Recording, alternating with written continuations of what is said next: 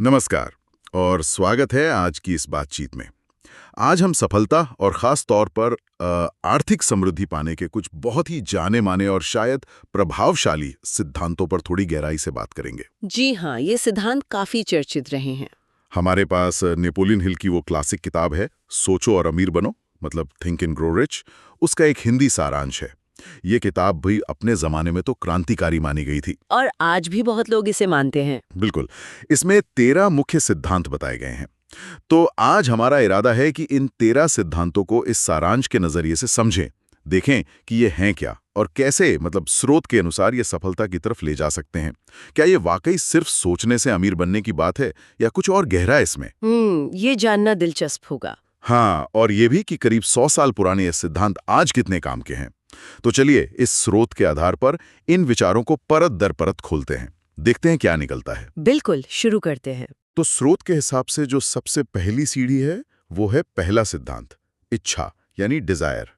पर यहाँ बस यूं ही किसी चीज को चाहने की बात नहीं हो रही। नहीं, बिल्कुल नहीं। स्रोत कहता है ये एक प्रबल, एकदम जुनूनी किस्म की इच्छा होनी चाहिए। सिर्फ ये कहना कि हाँ मैं अमीर बनना चाहता हूँ वो काफी नहीं है। सही कहा। स्पष्टता बहुत जरूरी है। हाँ, ये मुझे बहुत महत्वपूर्ण लगा। स्रोत कहता है आपको बिल्कुल साफ पता होना चाहिए कितना पैसा, किस तारीख तक चाहिए और बदले में आप क्या करने को तैयार हैं। ये सिर्फ एक इच्छा नहीं है, ये तो एक पक्का लक्ष्य बन गया। एक कॉन्क्रीट गोल। और इसे लिखने और रोज सुबह शाम पढ़ने का सुझाव है, ताकि ये दिमाग में बैठ जाए। अब सवाल यह है कि क्या ये सिर्फ रटना है या इसका कोई साइकोलॉजिकल असर होता है? ये बहुत अच्छा सवाल है और यहीं से हम जुड़ते हैं दूसरे और तीसरे सिद्धांत से।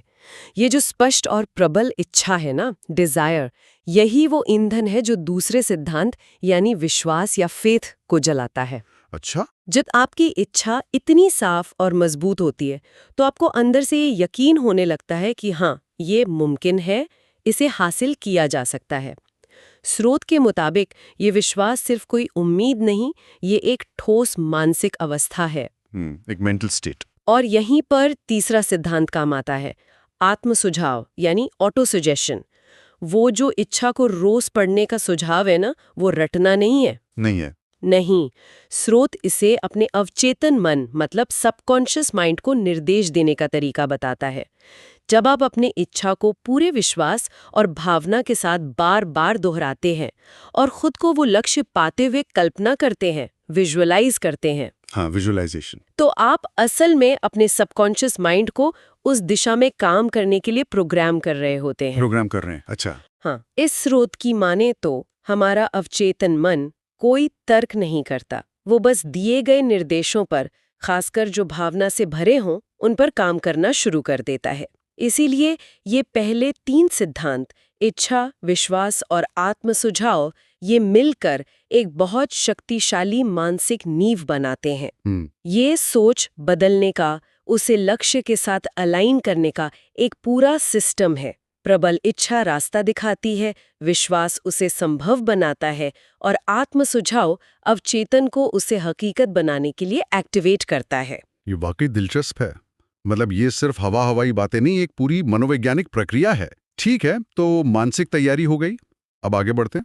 चौथा सिद्धांत है विशेष ज्ञान, स्पेशलाइज्ड नॉलेज। जी हाँ, स्रोत यहाँ सामान्य ज्ञान और विशेष ज्ञान में एक बड़ा फर्क बताता है। बिल्कुल। हाँ, स्रोत कहता है कि जनरल नॉलेज चाहे कितना भी हो, पैसा कमाने में ज्यादा मदद नहीं करता। असली कमाई या सफलता के लिए आपको किसी खास फील्ड में गहरी जानकारी और एक्सपर्टीज चाहिए। मुझे ये बात भी अच्छी लगी कि स्रोत सिर्फ डिग्री या डिप्लोमा की बात नहीं कर रहा, बल्कि उस प्रैक्टिकल ज्ञान की बात कर रहा है जिसे आप इस्तेमाल कर सकें।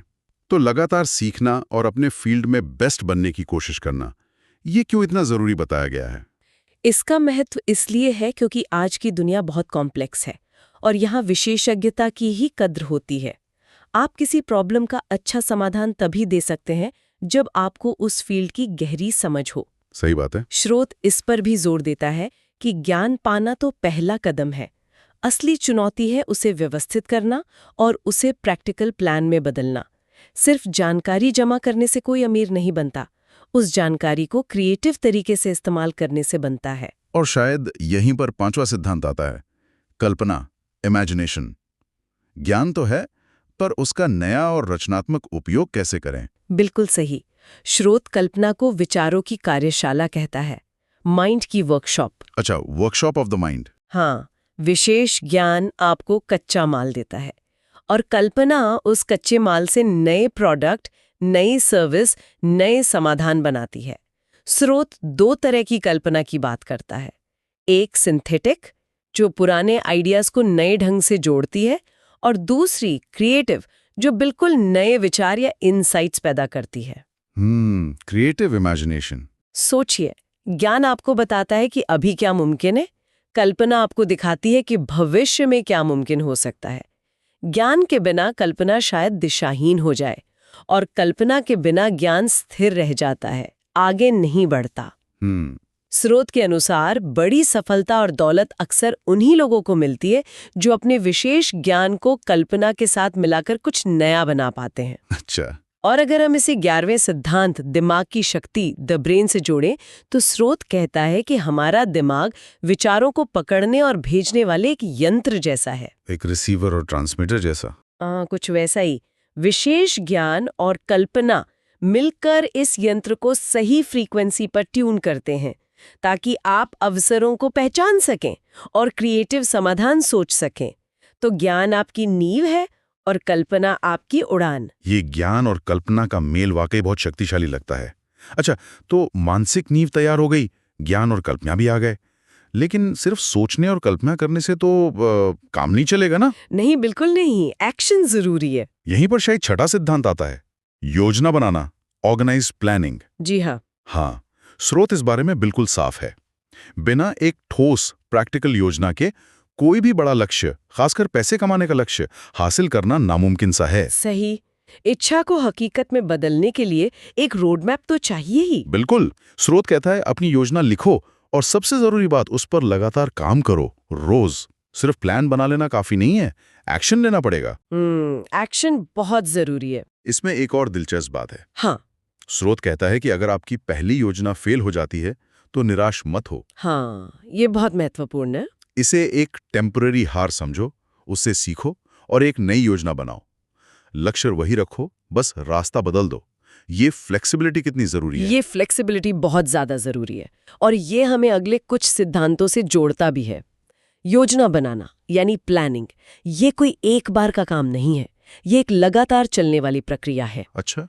आपकी योजना आपको रास्ता दिखाती है, लेकिन रास्ते में रुकावटें तो आएंगी ही, हालात बदलेंगे। यहीं पर 7वां सिद्धांत निर्णय, डिसीजन, बहुत महत्वपूर्ण हो जाता है। निर्णय लेना। हाँ, स्रोत के अनुसार सफल लोग जल्दी और पक्के इरादे से निर्णय लेते हैं, और अगर जरूरत पड़े तभी उन्हें धीरे धीरे बदलते हैं। दूसरी तरफ असफल लोग या तो निर्णय बहुत धीरे लेते हैं या लेते ही नहीं, और अगर ले भी लें तो उन्हें बार बार बदलते रहते हैं। निर्णय लेने की क्षमता आपको आगे बढ़ाती है, जबकि टाल मटोल आपको फंसाए रखती है। योजना पर टिके रहना है या उसे बदलना है, ये भी तो एक महत्वपूर्ण निर्णय है। सही बात है। और निर्णय लेने के बाद क्या? मान लीजिए हमने प्लान बनाया, निर्णय लिया, किसी पर चलना है, पर मुश्किलें आ गई। तब आता है 8वां सिद्धांत, लगन, परसिस्टेंस। लगन। स्रोत इसे इच्छा शक्ति और आदत का मिश्रण बताता है। मतलब हार नहीं मानना, चाहे कितनी भी मुश्किलें आए, कितनी भी निराशा मिले, जब तक लक्ष्य हासिल न हो जाए कोशिश जारी रखना। स्रोत कहता है कि ज्यादातर लोग पहली बड़ी मुश्किल आते ही हार मान लेते हैं, जबकि हो सकता है सफलता बिल्कुल अगले ही कदम पर उनका इंतजार कर रही हो। लगन, वो कहते हैं, इच्छा को सोने में बदलने वाली भट्टी की तरह है। क्या बात है। लेकिन क्या अकेले ही लगे रहना काफी है? दूसरों की मदद का कोई रोल नहीं है? बहुत अहम सवाल। और यही 9वां सिद्धांत, सहयोगी समूह, मास्टरमाइंड, बहुत महत्वपूर्ण हो जाता है। Mastermind group. हाँ, स्रोत कहता है अकेले सफलता पाना बहुत मुश्किल है, खासकर बड़ी सफलता। आपको अपने आसपास ऐसे लोगों का एक ग्रुप बनाना चाहिए जो जानकार हों, पॉजिटिव हों और आपके लक्ष्य में आपकी मदद करने को तैयार हों। ये ग्रुप आपको सलाह दे सकता है, आपका हौसला बढ़ा सकता है, नए आइडियाज दे सकता है और आपको जवाबदेही भी ठहरा सकता है। अकाउंटेबल रख सकता है। अच्छा, अकाउंटेबिलिटी पार्टनर जैसा। हाँ, कुछ वैसा ही।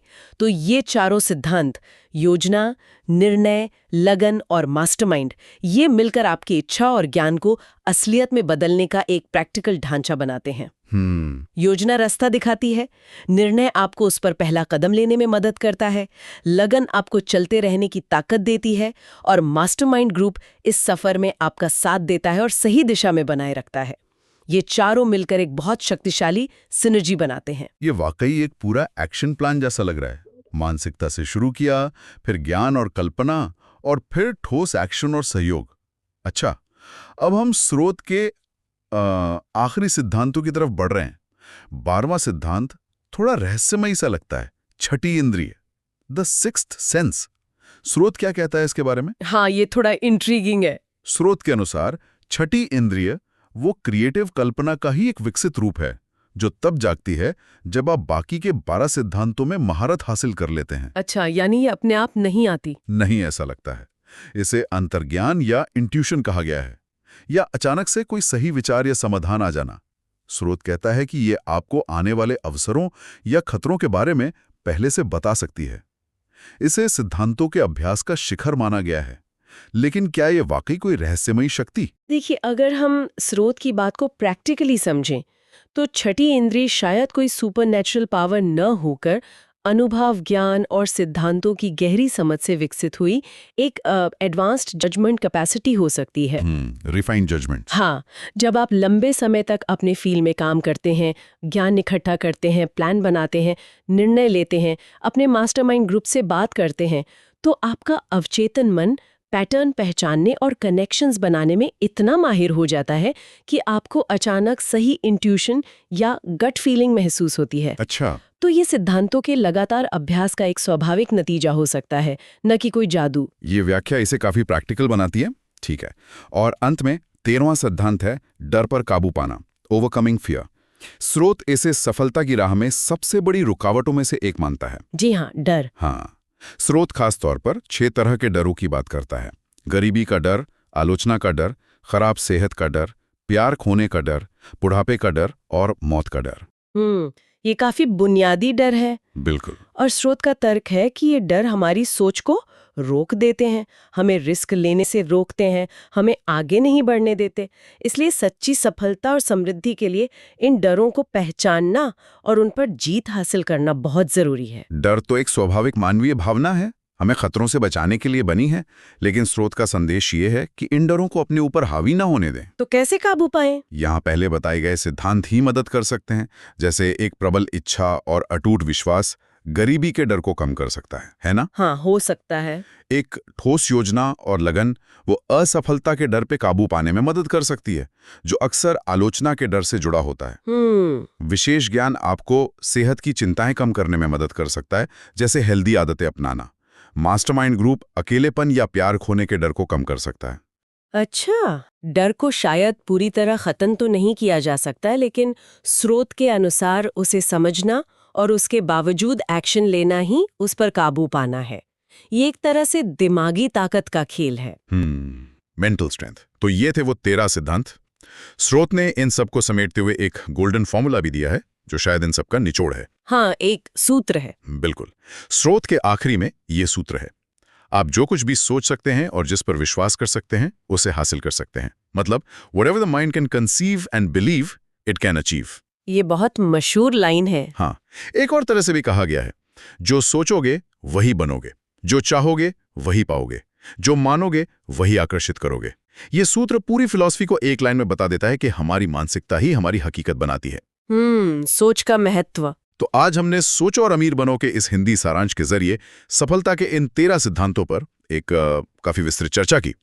हमने देखा कि ये सिर्फ इच्छा करने या सोचने भर के बारे में नहीं है। नहीं, ये एक पूरा सिस्टम है। हाँ, मुख्य संदेश जो इस स्रोत से मिलता है वो ये है कि सफलता, खासकर आर्थिक सफलता, एक सोची समझी प्रक्रिया का नतीजा है।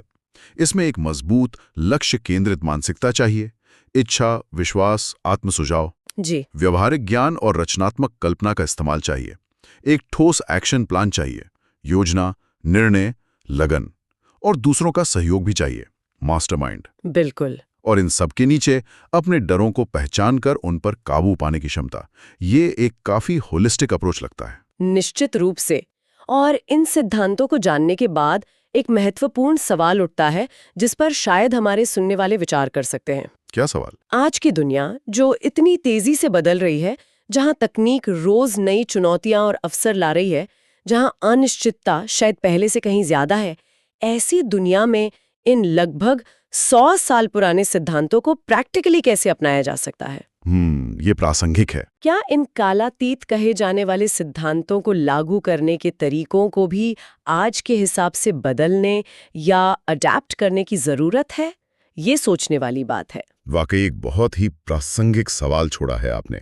इस गहरी और विचारोत्तेजक चर्चा के लिए आपका बहुत बहुत धन्यवाद। धन्यवाद। उम्मीद है सुनने वालों को इस विश्लेषण से कुछ नया सोचने और समझने को मिला होगा।